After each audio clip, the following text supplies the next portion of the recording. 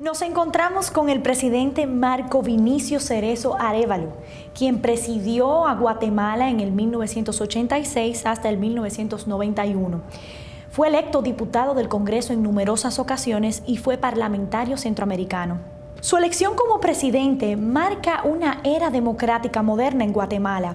Después de numerosos fraudes electorales, dictaduras militares, atentados contra su vida, usted es electo en la segunda vuelta en el 1985 a sus 42 años con un 68% de los votos.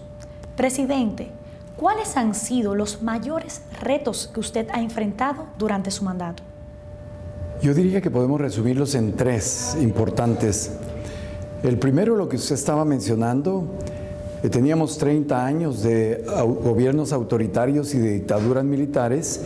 Teníamos que iniciar un proceso de apertura democrática y después desarrollar una institucionalidad que consolidara el proceso democrático. En segundo lugar, teníamos una guerra también de 32 años que había iniciado en 1962 aproximadamente y que nos mantenía en una polarización extrema, niveles altísimos de violencia y por supuesto inestabilidad social y conflictividad social que iba a dificultar las posibilidades de provocar un desarrollo económico que nos permitiera consolidar el proceso democrático y abrir las puertas a la institucionalidad que teníamos que construir. Y el tercer desafío era que ese problema de la guerra se reflejaba en toda América Central. Es decir, no era un conflicto estrictamente de Guatemala, sino que los conflictos de Guatemala, de Honduras, de El Salvador y por supuesto de Nicaragua, hacían que Centroamérica corriera el riesgo de una generalización del conflicto. Y la generalización del conflicto nos podría conducir a una guerra regional que hubiera destruido la infraestructura y las posibilidades de desarrollo y crecimiento económico en los años posteriores. Por lo tanto, nos propusimos concretamente lo siguiente, para poder, partiendo de una base, de una idea y de un propósito. Si nosotros queríamos consolidar la democracia, teníamos que producir desarrollo y crecimiento económico. Para poder construir desarrollo y crecimiento económico necesitamos estabilidad. La estabilidad exige Estado de Derecho y, por supuesto, disminuir el enfrentamiento y la guerra. La guerra provoca la imposibilidad del crecimiento económico y de la estabilidad. Entonces, lo que hicimos desde mi discurso de toma de posesión es proponer a Centroamérica una reunión de presidentes para poder iniciar una discusión que nos permitiera a nosotros hacer acuerdos que detuvieran la guerra, permitieran la institucionalización democrática y relanzáramos el proceso de integración centroamericana que nos permitiera entonces el crecimiento y el desarrollo económico que necesitábamos. Entre sus diversos logros, cabe destacar el sostener el sistema democrático, además del lanzamiento de los acuerdos de paz Esquípulas 1 y 2. Quisiéramos citar el artículo 4 de la Declaración de Esquípulas del 1986 que dice que la paz en América Central solo puede ser fruto de un auténtico proceso democrático, pluralista y participativo que implique la promoción de la justicia social, el respeto de los derechos humanos, la soberanía e integridad territorial de los estados. Tras 25 años de la firma de estos acuerdos, aún parece que tenemos las mismas problemáticas ahí mencionadas. A su entender, ¿qué reformas necesitan ser empleadas para mejorar los niveles de cohesión social y qué rol, si alguno, debería tomar el sistema de integración centroamericana SICA?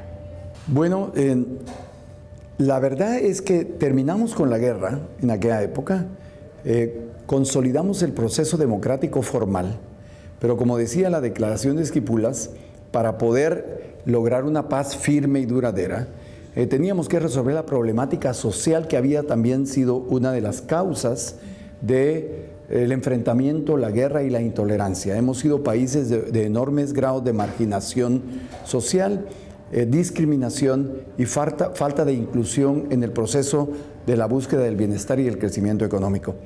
Entonces, tuvimos éxito en la consolidación del proceso democrático formal, logramos crecimiento económico, el relanzamiento del proceso de integración económica tuvo éxito.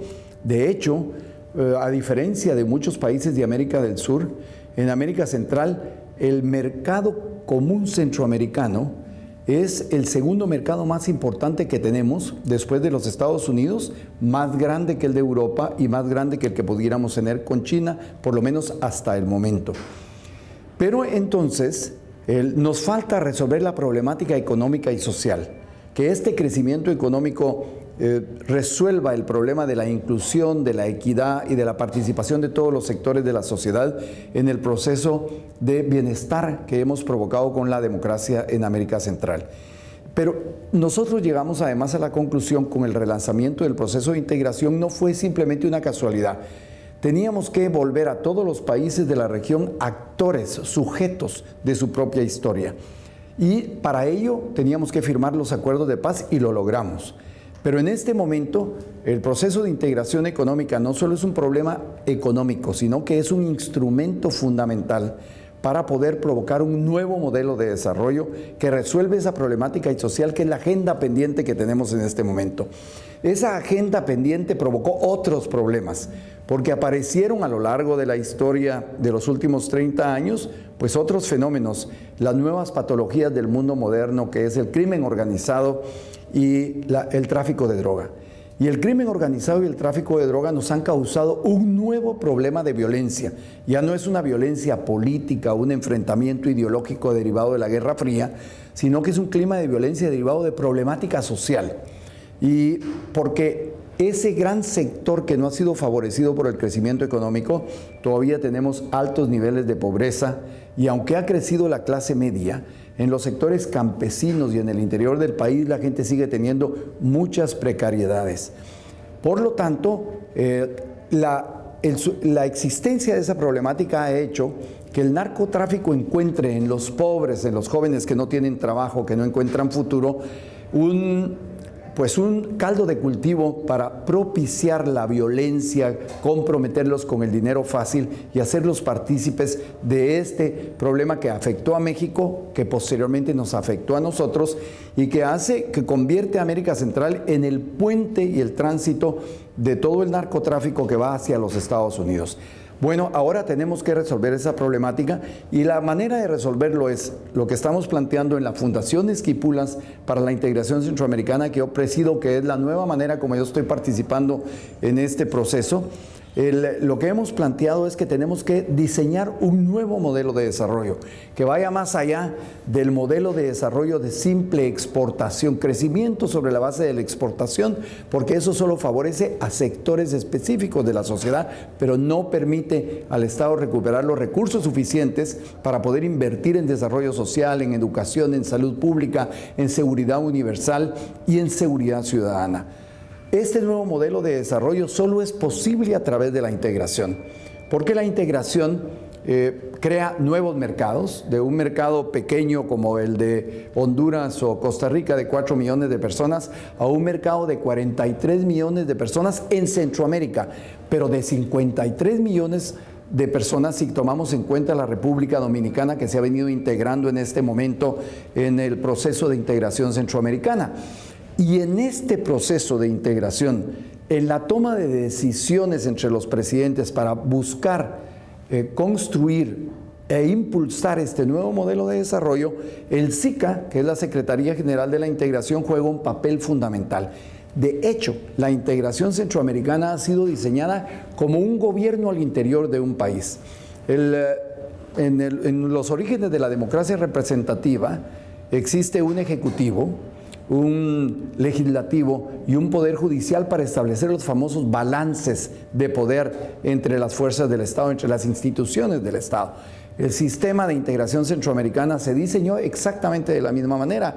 Y la gente le dice, ¿para qué quieren un parlamento en América Central? Pues porque tenemos que hacer leyes comunitarias. ¿Para qué quieren una Corte Centroamericana de Justicia? Porque cuando empiecen los dilemas de la integración, de la apertura a nuevos mercados, de las importaciones, del reconocimiento de que esos son productos que se han sido elaborados en América Central, van a surgir conflictividad económica a lo largo de la región. Necesitamos una Corte Centroamericana de Justicia que resuelva estos problemas. No es casualidad y no es simplemente por gusto que los gobiernos como el gobierno de República Dominicana haya aceptado incluirse en el Parlamento Centroamericano, se esté agregando a la Corte Centroamericana de Justicia y forme parte del SICA, porque la única manera que este proceso de integración funcione en beneficio del modelo de desarrollo es hacer que el sistema funcione perfectamente en su totalidad.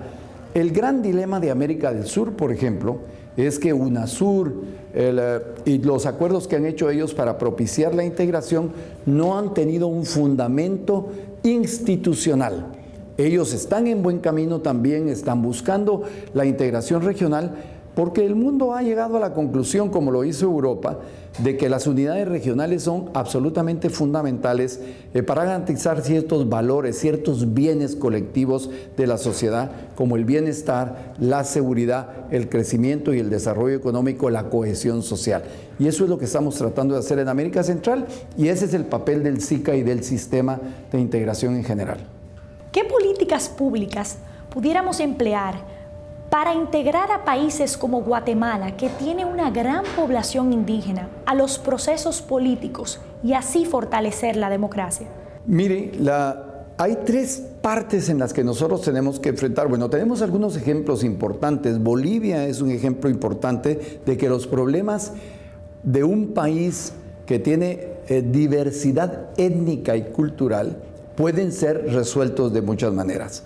Y entre las políticas públicas que podemos vislumbrar así a mediano plazo es, en primer lugar, universalizar la educación, crear buenos y excelentes sistemas educativos que lleguen no solo a los sectores blancos, ladinos le llamamos nosotros a los mestizos y a los blancos. Esa es la manera de identificarnos. Por ejemplo, yo soy un ladino en Guatemala. La manera lo que ha sucedido es que los sistemas de educación que nosotros recibimos no son los mismos que reciben los grupos indígenas. Universalizar la educación con la misma calidad de educación nos conduce a crear una cultura de pertenencia al país. La educación crea niveles de cultura y de identidad, permite el ascenso social, la preparación técnica y la capacitación para poder trabajar, y entonces no nos va a, si tenemos ciertos niveles de educación parejos y universales en nuestros países como Guatemala, entonces la gente puede ser contratada de cualquier sector que sea. Pero lo más importante es que le da sentido de pertenencia a la gente, no se siente marginada de una sociedad que está legislando, trabajando y haciendo una economía para la mitad de la población. En segundo lugar, yo diría que tenemos que identificar los diversos sistemas económicos que se producen en el país. El sistema, como decían los bolivianos, el sistema comunitario que existe en Guatemala, el comercio interior de Guatemala es manejado por los indígenas. Pero formalmente esto no se ha reconocido y nosotros tenemos que integrar que el sistema de comercialización de los indígenas son medidas económicas, creación de banca de desarrollo para propiciar la mediana, la pequeña y la gran empresa de ellos de comercialización o de producción para que se integren económicamente. Y por último, tenemos que hacer una reforma constitucional con el objeto de que los grupos indígenas puedan elegir directamente a sus representantes y podamos tener un Congreso verdaderamente representativo con personas electas directamente por sus comunidades y que las comunidades tengan representantes que hablen su idioma, que los comprendan, que tengan la misma cultura, y con esas tres medidas creo que vamos a avanzar profundamente para hacer de Guatemala una sociedad que sea orgullosa de su pasado y que esté segura de su futuro. Ya tuvimos una década de oro en América Latina. ¿Y ahora qué se espera de la región? ¿Cómo usted visualiza esta nueva década? Primero tenemos que estar absolutamente satisfechos de lo que ha hecho América Latina en los últimos años. Como se ha discutido en este seminario y se ha reconocido a través de los informes de CEPAL, del Banco Mundial, de todo el mundo, América Latina pasó de ser un continente de la esperanza para convertirse en un continente de las oportunidades.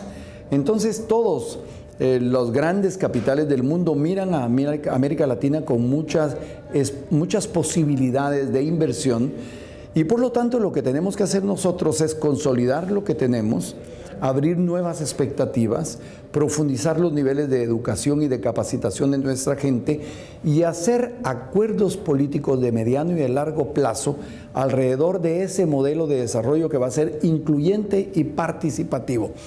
Tomar como ejemplo los aciertos de otros países del mundo como Europa, como Corea, como los países de Europa, como Corea, como China, no copiarlos porque somos una realidad diferente, pero sobre la base de esas experiencias diseñar el modelo que nos conviene a los latinoamericanos y que lo vamos a tener que ver de una manera regional.